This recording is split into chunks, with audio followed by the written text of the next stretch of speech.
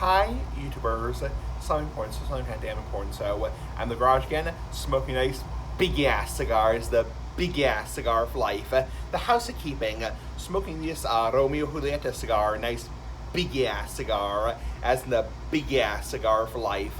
Look at that big ass cigar, is the big ass cigar for life.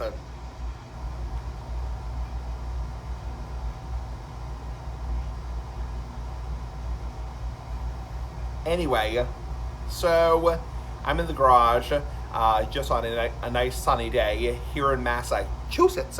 We say Massachusetts, so damn cold here, damn hot here, damn. It's finally spring, yeah, finally at long last, spring is finally coming here. I apologize for the oil burner in the background, so the oil burner's on the background, so anyway, yeah, not much, a whole lot to talk about today. Let's see.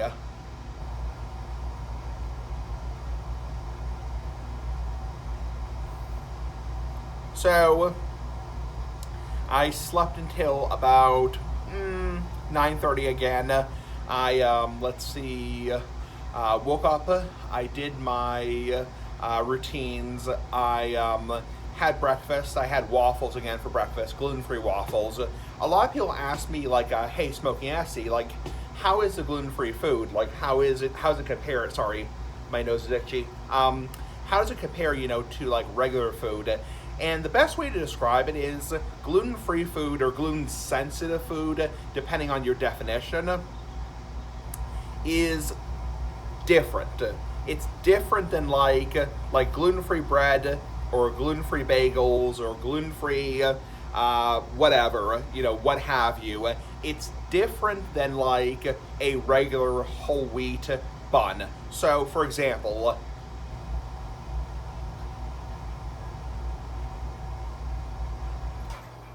Orban went off.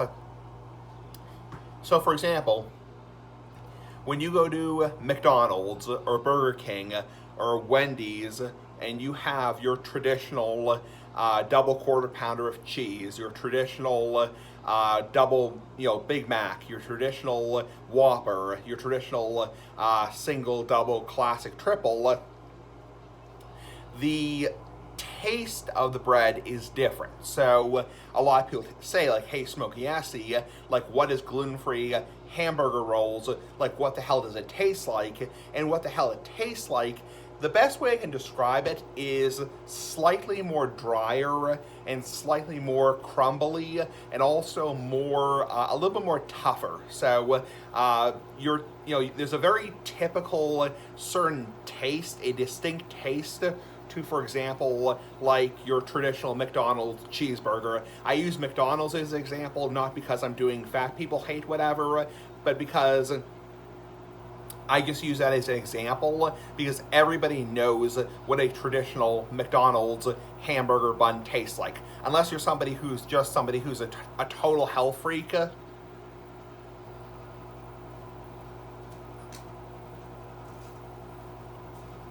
Most people know what a traditional McDonald's hamburger bun tastes like, or a hamburger bun from Burger King, or a soft taco at Taco Bell, because the Taco Bell crunchy tacos are actually gluten sensitive. So my point is, most people know what that tastes like. It has a very distinct taste. You've had a whole wheat taco, or a whole wheat soft taco, or traditional white bread. I think most people have had white bread before, or whole wheat bread, or rye bread, or, for example, pumpernickel bread. Most people know what, most people know what bread tastes like. It has a very distinct taste, and I obviously haven't had traditional crap for a very long time, a very long fucking time, so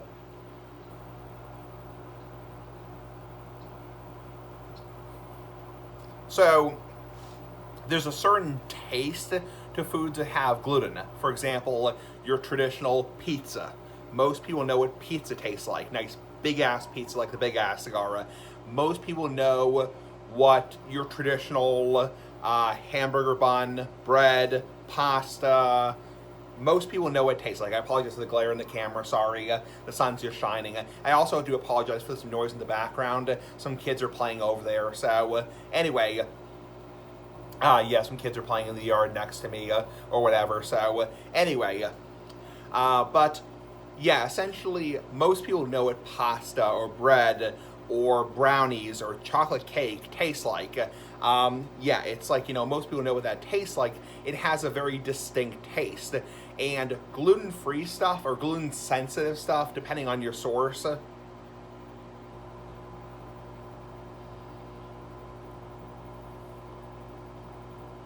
has a very distinct taste compared to gluten, stuff that's not gluten-free. Now, there's kind of a different category between things that are gluten-sensitive, aka gluten-friendly, aka no gluten-containing ingredients, versus things that are either certified gluten-free or things that are gluten-free. So let me just explain in basic details in layman's terms. So essentially, things that are labeled gluten-free or certified gluten-free, what it means basically is it meets the FDA's 20 parts per million.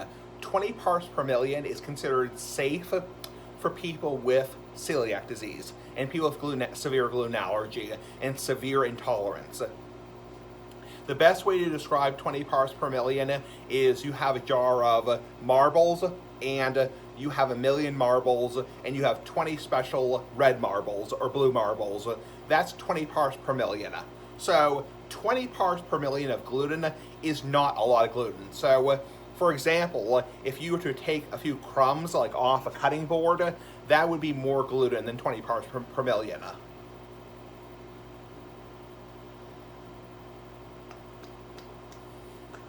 So it's not a lot of gluten. It's a very, very small amount. And that's considered to be safe for people with celiac disease and people with severe gluten allergy. And then there are some foods that are just naturally gluten-free to begin with. Like for example, all fresh fruit and produce is naturally gluten-free. They don't have to put a sticker on a apple, a fucking apple that says it's gluten-free, or a banana, or for example, mushrooms, not the mushrooms that make you crazy, but the mushrooms that they're sold in the grocery store. For example, celery, or tomatoes, or avocados, or whatever, or carrots. Those are just naturally gluten-free. There's nothing in it that would be glutinous. So same thing with all fresh meats and seafoods, naturally gluten-free unless otherwise.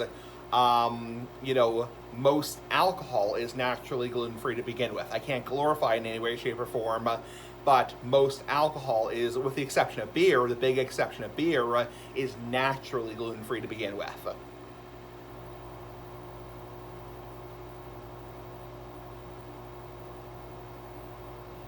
So those are some examples.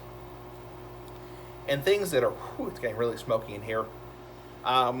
Things that are naturally gluten-free, like apples or bananas or oranges or mushrooms or whatever, those things just are naturally gluten-free.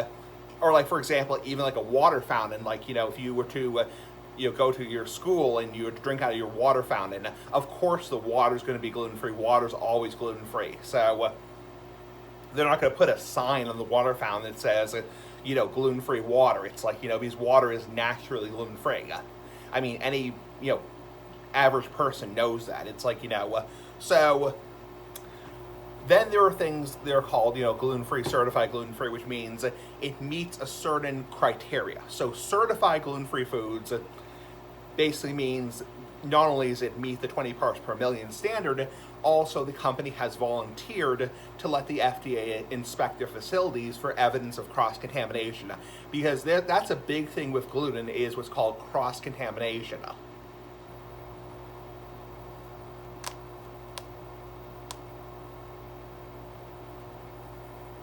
Because there's a lot of things that, for example, like, a lot of pizza shops sell gluten-free pizza, but they can't call it gluten-free. They have to call it gluten-friendly or gluten-sensitive because the entire environment is flour.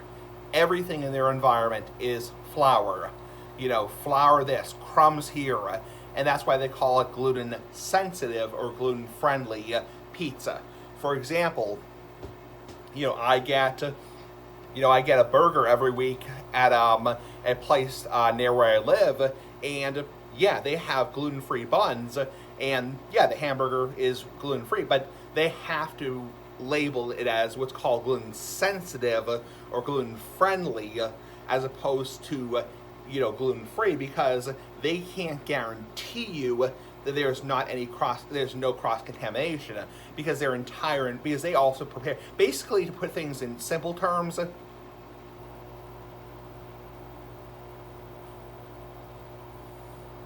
if a business is not entirely gluten free, they cannot make a claim that their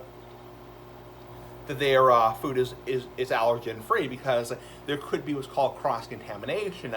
Even the produce at Roche Brothers or Stop and Shop could have small contaminants of flour from the bakery. It's like, very unlikely, but it could contain small amounts of contaminants. It's like, so anyway, then you get into the category of what's called gluten friendly or gluten sensitive, which is a very debatable category. Essentially, what that means basically is the food is not made with wheat, barley, or rye. Excuse me. But unlike if you were to get a prepackaged gluten-free pizza that says certified gluten-free, Udi's certified gluten-free, or a package of Udi's certified gluten-free fish sticks, what gluten sensitive or gluten friendly basically means, and a lot of restaurants will have what's called a gluten friendly menu.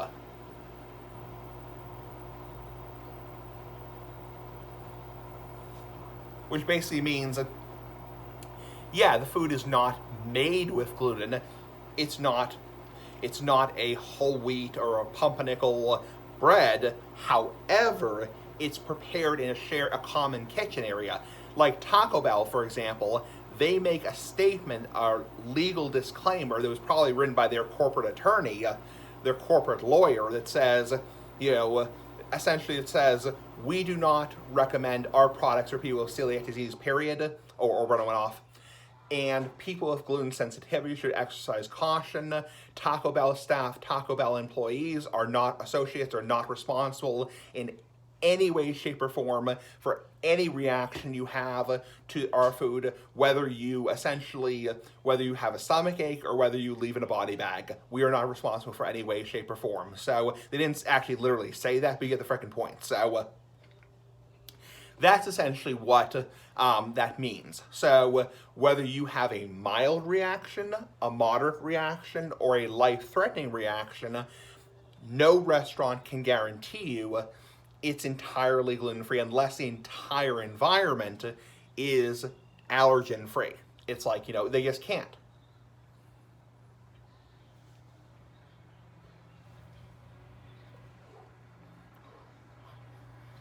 There's a restaurant in my town which we've been to a couple times, and essentially everything there can be made gluten sensitive.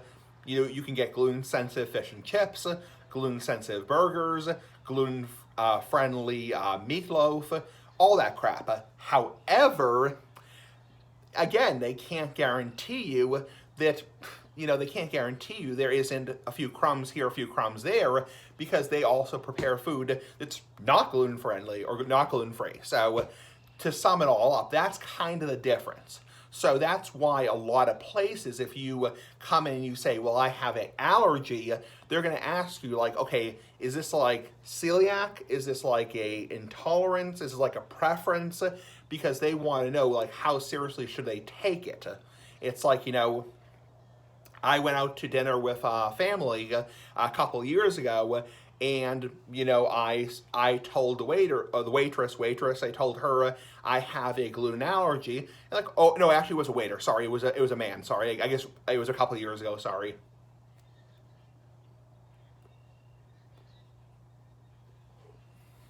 Yeah, I told the waiter, I said, yeah, I have a gluten allergy. And he said, oh yeah, we take allergies very seriously. And the waitress came by and she says, okay, you're the one who has the gluten allergy. Is it like celiac? What is the allergy? Because she wanted to know. Because a lot of it, what it comes down to actually, is the liability of potentially being sued. Because a lot of people, not myself included, because I wouldn't do this personally, I'm not the kind of person who would do this personally. A lot of people, if they had a bad reaction, would try to come after the company for not informing them. So essentially what they have to do is give themselves a disclaimer and protect their ass, like the big ass cigar, from people who are whatever. So yeah, that's kind of to sum it all up, is that's why you might see, for example, like, oh, this potato salad in my grocery store, this potato salad says contains eggs and soy, and yeah, it's not made with gluten. You cannot guarantee you that potato salad doesn't have cross-contamination because it's prepared in a common kitchen area. So that's kind of, I just wanted to sum up the difference between, oh, somebody's just walking by, sorry.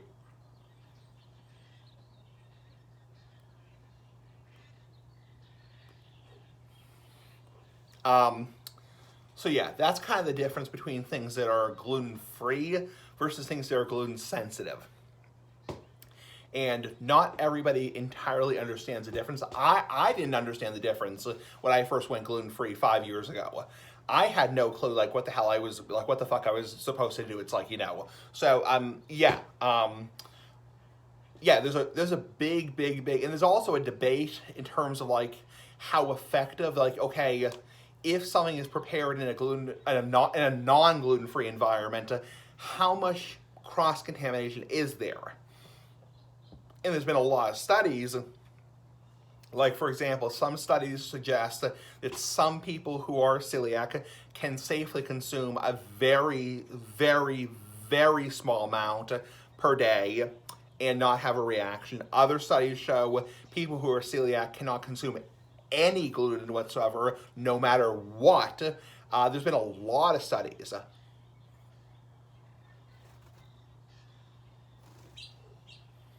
Oh, bird. So, not turd, bird. So, anyway, yeah. So, there's been a lot of studies. It's like, in terms of exactly how much, like, cross-contamination there is. Like, for example, you go into a pizza parlor, you open the cooler, you get a bottle of water. Yeah, it's going to be gluten-free because it's just fucking water. It's like, yeah, it's like, even though there's flour in the environment, if you just open the cooler and get a soda, it's like, yeah, that's going to be, it's pre-packaged, it's vacuum sealed. Yeah, it's going to be gluten-free. It's like, however, even with that, they can't exactly guarantee you because, somebody's glove could have had traces of flour on it, could have touched the bottle. And it's like, yeah, hypothetically, a minute, tiny, tiny little bit of flour could slip through that crack. And there are and also people do vary in terms of how sensitive they are. I'm lucky that I don't have a severe allergy. I'm lucky that I don't have to worry about cross-contamination. And yeah, I'm technically going against what a doctor would recommend.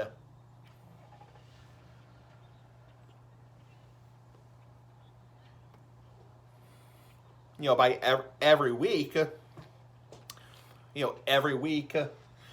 having a burger from, the local place where I go to, not gonna say which place it is, the local place I go to, and having, fries, which are cooked in the same fry-later, yeah, I'm taking a risk. It's like, I'm putting my health at risk. It's like, because a lot of doctors would say you really shouldn't be doing that. You really should be getting something prepackaged. You really shouldn't be getting something that's heavily cross-contaminated. It's like, and I understand, yeah, I'm kind of putting myself at risk.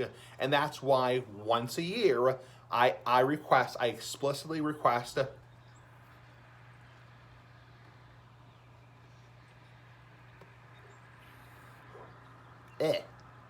crap. Yeah, shit. That's why once a year, I specifically request my doctor, and I big ass doctor, like a big ass cigar, to check my gluten antibodies, because honestly, you have, for a better word, you have no freaking clue what you're getting exposed to. I mean, and that's why you want to be careful. It's like, essentially, that's why I have my doctor draw my blood once a year and, check my antibodies, because I want to know if I'm being exposed to any gluten. It's like, and knock on wood, for the past 5 years, it's come back normal. So, well, almost 5 years.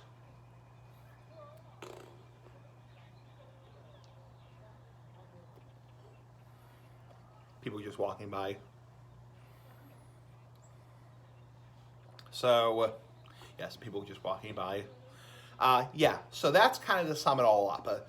Is that's kind of the difference between eating at an establishment that's like, okay, we have a gluten. It's like, I go to IHOP. It's like a lot of times I'll go to IHOP in a town near me, and they have a gluten-friendly menu, but they can't guarantee you that things are entirely gluten-free, because, I mean, think about it. Pancake flour, waffle flour,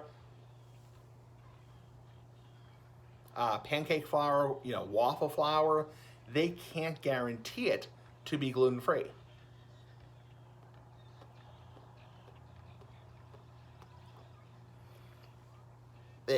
Shit. So yeah. Yeah, so that's kind of to sum it all up. Anyway, I hope I didn't bore you. This cigar is already going out, so that's about it. Just wanted to clarify that. Anyway, pretty fucking cool. Bye.